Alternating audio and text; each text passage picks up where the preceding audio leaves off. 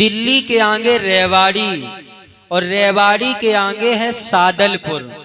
सादलपुर के पास एक ग्राम ददरेवा गांव है दादा, जो आपके जिला चुरू राजस्थान में पड़ता है।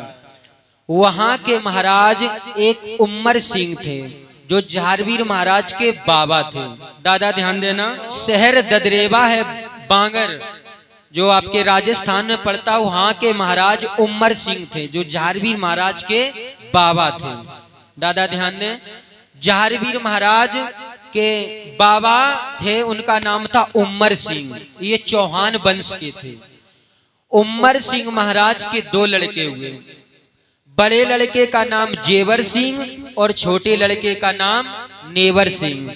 और इनकी एक कन्या थी, लड़की थी, जिसका नाम था छबीलदे।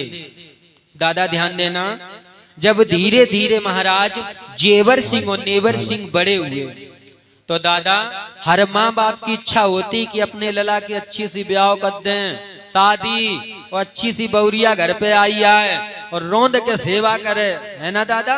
पिता समान बुजुर्ग सभी लोग ध्यान दें दादा। तो महाराज उम्मर सिंह ने बहुत से रिश्ते आए, लेकिन जो सिरसा पटनम के महाराज एक थे कुंवरपाल, उनकी 3 कन्याएं थीं, बाछल, काछल और आछल। तो महाराज उम्मर सिंह ने बाछल की शादी कर दी जेवर सिंह के साथ में, और काछल की शादी कर दी नेवर सिंह के साथ में। जो तीसरी लड़की थी आपके प्रांत हरियाणा देश में राजा रूप सिंह को ब्याही गई थी। दादा ध्यान देना, जब दोनों बेटों की महाराज ने शादी कर दी, शादी होने के बाद कि विवाह कर लौट के आए महाराज उम्मर सिंह ने दोनों बेटों की शादी कर दी। जेवर सिंह और नेवर सिंह की शादी बाछल और काछल के साथ में कर दी। दादा विवाह कर लौट के आए, खुशी सबने मनाई है।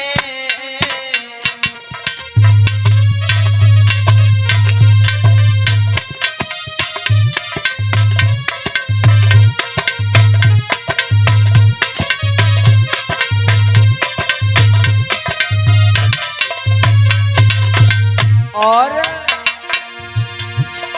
विवाह करी लौट के आए, खुशी सबने मनाई है। और खुशी भई राम कौर मैया। दादा ध्यान देना, जो महाराज उम्मर सिंह थे, उनकी धर्म पत्नी का नाम था राम कौर। खुशी भई राम कौर मैया, खुशी भये है नर नारी है।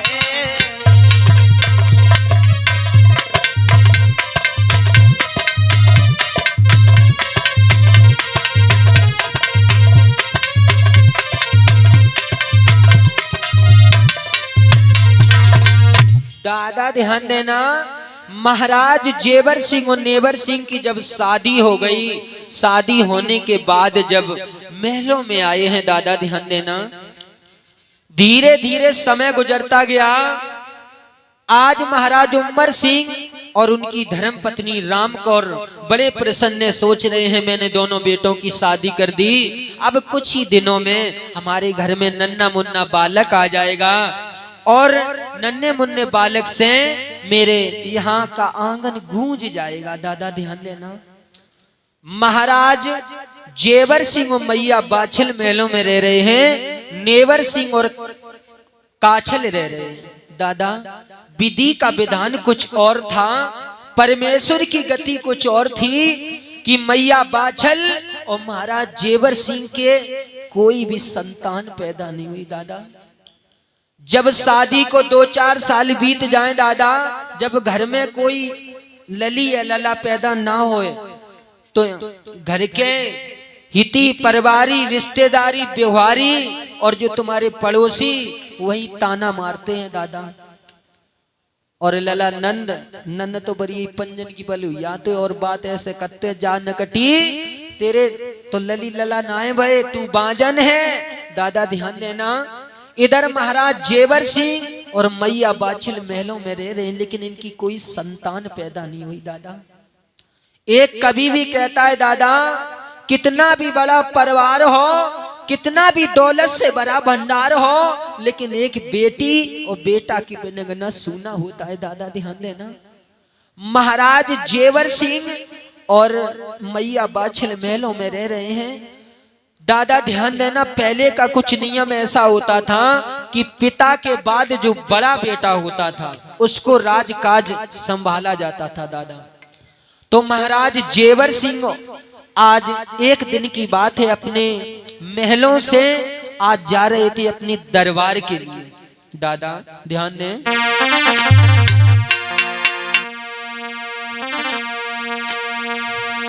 बेटा होए घोड़ा पे सवार।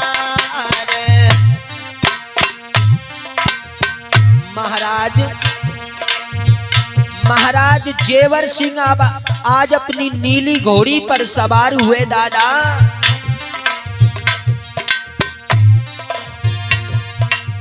राजा नीली घोड़ी पे बहु सवार, राजा कचेरी रहो तो जायरी।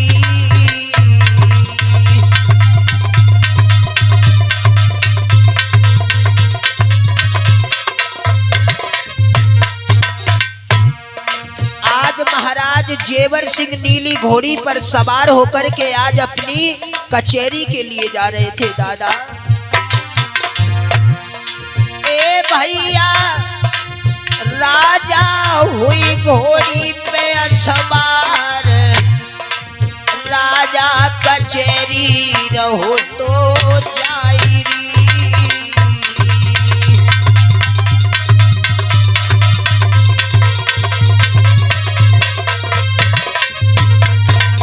और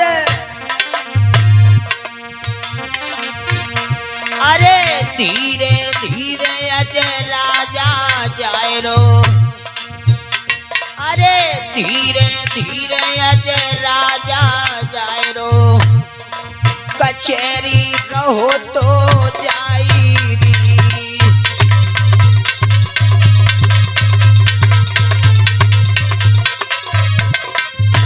और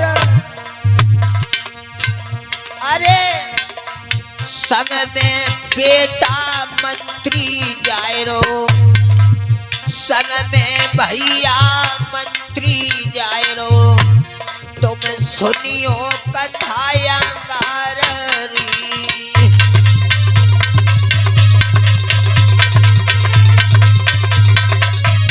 जय हो।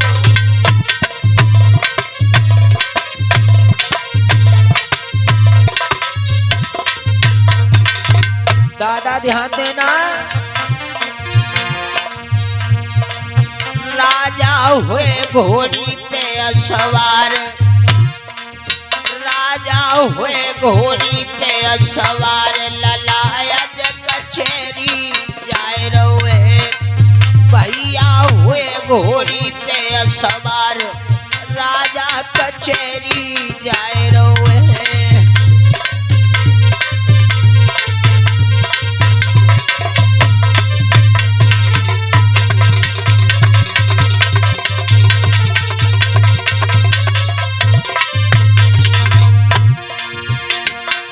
कचेरी जाई रहो है, राजा रे कचेरी जाई रहो है।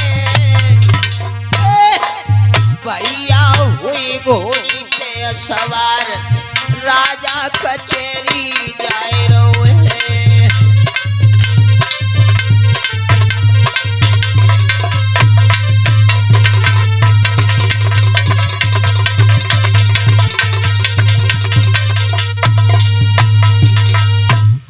दादा ध्यान देना, महाराज जेवर सिंह आज नीली घोड़ी पर सवार होकर के आज अपनी कचहरी के लिए जा रहे थे दादा। जब कचहरी के लिए जा रहे थे, साथ में मंत्री भी जा रहा है, तो आज रास्ते में दादा मेहत रानी ने जैसे ही महाराज जेवर सिंह को देखा तो 3 बार पले को ठोक दिया और 3 बार झाड़ू मार करके पीठ घुमा करके खड़ी हो गई। दादा ध्यान देना, महाराज आज जेवर सिंह ने जैसी देखा तो आज अपने मंत्री से कहा, बेटा मंत्री एक काम करो, इस मेहत रानी को बुला करके मेरे पास लाओ, इसने मुझे देख करके ये असगुन कैसा किया है। ठीक महाराज, अभी हल्ले वाला आ रहे। तो आज साथियों मंत्री पहुंचा है कहां? मेहत रानी के पास में। मेहत रानी ने आज देखा है मंत्री को, तो मंत्री ने कहा है, मेहत रानी आपको हमारे महाराज जेवर सिंह बुला रहे हैं। दादा जैसे इतने वचन सुने तो आज मेहत रानी वहां से चली और महाराज जेवर सिंह के सामने आई।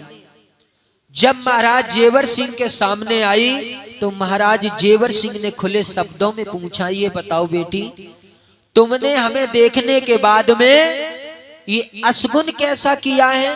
3 बार पले को ठोक दिया, 3 बार झाड़ू मार करके पीठ घुमा करके खड़ी हो गई, इसका क्या मतलब है? मेहत रानी कहने लगी, महाराज अगर मैंने आपको बता दिया तो आप हमें फांसी दिलवा दोगे, सजा करवा दोगे, इसलिए हम आपको नहीं बताएंगे। महाराज जेवर सिंह कहने लगे, बेटी तुम चिंता नहीं करो, मैं तुम्हें कुछ नहीं करवाऊंगा, तुम सिर्फ ये बताओ आपने हमें देख करके असगुन कैसा किया है। मेहत रानी कहने लगी, सुनो महाराज कि प्रात होत मुख लखो, सुनो मेरे महाराज पूरो दिन बीत जावे गो, मोय अन्न मिले गो ना। मेहत रानी ने खुले शब्दों में कहा, महाराज आप निर्वंशी हो, आपके कोई संतान पैदा नहीं हुई, इस वजह से मैंने प्रातः होते ही आपका मुखारबिंद देख लिया, आज मुझे अन्न ग्रहण नहीं होगा। दादा महाराज जेवर सिंह ने जैसे ही सुना तो पैरों तले जमीन खिसक गई। महाराज जेवर सिंह कहने लगे, ऐसे राजा से तो भिखारी अच्छा है, जिसकी सूरत देखने के बाद मेरी प्रजा को भोजन नसीब नहीं होता है। दादा ध्यान देना, महाराज जेवर सिंह के आंखों से अश्रुधारा बह निकली। महाराज जेवर सिंह कहने लगे, अब मैं दरबार के लिए नहीं जाऊंगा। महाराज जेवर सिंह आज वापस आ जाते अपने महलों में, और जैसी मैया बाछल ने आता हुआ देखा, बड़ा ही सम्मान किया। आज पलंग को नवा दिया मैया बाछल ने, उसी पर अपने प्राणनाथ को बैठा लिया और मोर पंख का बीजना लेकर के हवा करने लगी। दादा ध्यान देना, पतिव्रता स्त्री रानी बाछल आज अपने प्राणनाथ से हाथ जोड़कर खड़ी हुई है, पंखा कर रही है। महाराज जेवर सिंह को जैसे रोते हुए देखा तो मैया बाछल ने अपना धूती का खूंट लेकर के अपने महाराज के आंखों के आंसू पहुंचे। महाराज जेवर सिंह आज फपक फपक के रो रहे हैं। उसी बात को सोच करके तो मैया बाछल आज पैर पकड़ के अपने प्राणनाथ से पूछने लगी, नाथ क्या बात है, जब भी आप आते थे तो खुशहाली के चिन्ह लाया करते थे, आपका चेहरा चंद्रमा की भांति चमकता रहता था। महाराज आज आप इतने उदास, इतने मनहीन क्यों हो? मैया बाछल के जैसे इतने वचन सुने तो महाराज जेवर सिंह कहने लगे, रानी ये मेरे दिल की बात मत पूछो। मैया बाछल आज पैर पकड़ लिए मैया बाछल कहने लगी, नाथ पति और पत्नी दो गृहस्थी की पहिए होते हैं महाराज। अगर पत्नी से कोई गलती हो जाए तो पति को बताना चाहिए, अगर पति से गलती हो जाए तो पत्नी को बताना चाहिए। दादा आज मैया बाछल से आज महाराज जेवर सिंह कहने लगे, रानी गजब हो गया, मेरी बात सुनो। आज मैं जब दरबार के लिए जा रहा था तो महत रानी ने मुझे देख करके असगुन किया। आज मैया बाछल पूछने लगी क्या कि रानी उसने 3 बार पले को ठोक दिया और 3 बार झाड़ू मार करके पीठ घुमा करके खड़ी हो गई रानी। जब मैंने उससे पूछा तो उसने खुले शब्दों में बता दिया, महाराज आप निर्वंशी हो, आपके कोई संतान नहीं है, मैंने आपका मुखारबिंद देख लिया, मुझे भोजन ग्रहण नहीं होगा। दादा ध्यान देना, मैया बाछल के भी आंखों से अश्रुधारा बहने के लिए। दादा आज मैया बाछल सोचने लगी अगर मेरी